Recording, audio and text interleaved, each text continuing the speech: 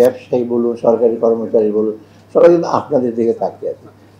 আর কোনো ক্রমেই যেন আপনাদের ভয়ের উদ্রেক না করে, মানে এনবিআর অফিসিয়াল দেখবে যে আমার কাছে গেলে আমার কি হবে, এইটাই যেন না হয়। এটা একটু আশ্বস্ত করবেন, ন্যায় বিচার করবেন। ন্যায় বিচার মানে এথিক্যাল সেন্সে না, ন্যায় বাজারে আপনি আমার ট্যাক্স দেওয়ার কথা, এই অ্যাসেসমেন্টে ট্যাক্সটা দেবে, কোনো লিকেজ না হয়, এই জিনিসগুলি আপনারা একটু করবেন। কারণ বেশিরভাগ লোক যারা আসে আমাদের কাছে, তারা প্রথমেই কিন্তু জিজ্ঞেস করে যে তোমার রেভিনিউ কি, ট্যারিফ ডিউটি, ডাবল ট্যাক্সেশন কীভাবে অ্যাভয়েড করবে, এইগুলো কিন্তু ইস্যুগুলো রেজ করে।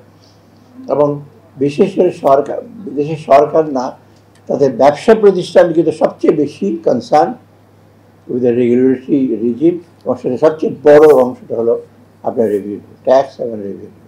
অনেক ইনসেন্টিভ আছে, প্রণোদনা এগুলো আছে।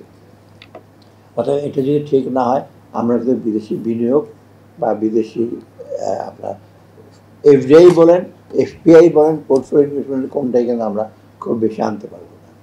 এই যে এখন ইমিডিয়েটলি আমাদের চ্যালেঞ্জটা কিন্তু এই সংস্কারের মধ্যে একটা হলো রেভিনিউ রিফর্মটা আর ব্যাংকিং, এই দুইটা রিফর্ম সবচেয়ে বেশি। আর বাকিগুলো পলিটিক্যাল ফ্রন্টে আছে, সেগুলো অন্য দিক। কিন্তু এই দুইটা কিন্তু অর্থনীতি এবং অর্থনৈতিক সমস্যা কিন্তু এখন সবচেয়ে বড়। একটা তো ল অ্যান্ড অর্ডার প্রবলেম আমরা ফেস করছি, কিন্তু সবচেয়ে বড় কিন্তু অর্থনীতি। এবং কালকে যে ইউএস টিম হবে 6 জন প্রায়, খুব হাই লেভেলে, ওরা প্রথমেই হলো যে অর্থনৈতিক ইস্যু। সেই জন্য এই কালকে এগুলো নিয়ে ডিটেল আলাপ হবে, পরশু দিনও কিছুটা আলাপ হবে, অর্থনীতি কীভাবে তারা সহযোগিতা করতে পারে, আমরা কী করবো। অ্যাটলিস্ট আমি কালকে হয়তো কিছু বলতে পারি যে যখন ওই টিম থাকবে, ওদের অ্যাটলিস্ট ট্যাক্স রিফর্মটা হচ্ছে, আমরা শুরু করেছি। বাংলাদেশ কিন্তু অপেক্ষাকৃত রাজস্বের প্রত্যক্ষ করটা কিন্তু রিলেটিভলি কম, পরোক্ষ করটা বেশি, ভ্যাট।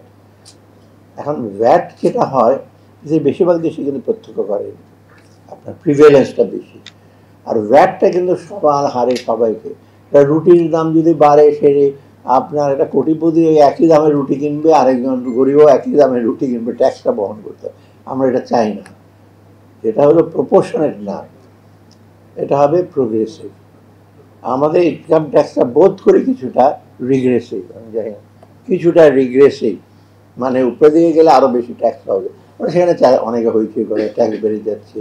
বেশি আমি বড় বড় শিল্প প্রতিষ্ঠানে শুনি আমাদের এলটিইউর উপর অত্যাচার করা হচ্ছে, আবার অন্যদের ট্যাক্স দেওয়া হচ্ছে না। কিন্তু ওরা হয়তো অন্য সেন্সে বলে ট্যাক্স বেশি।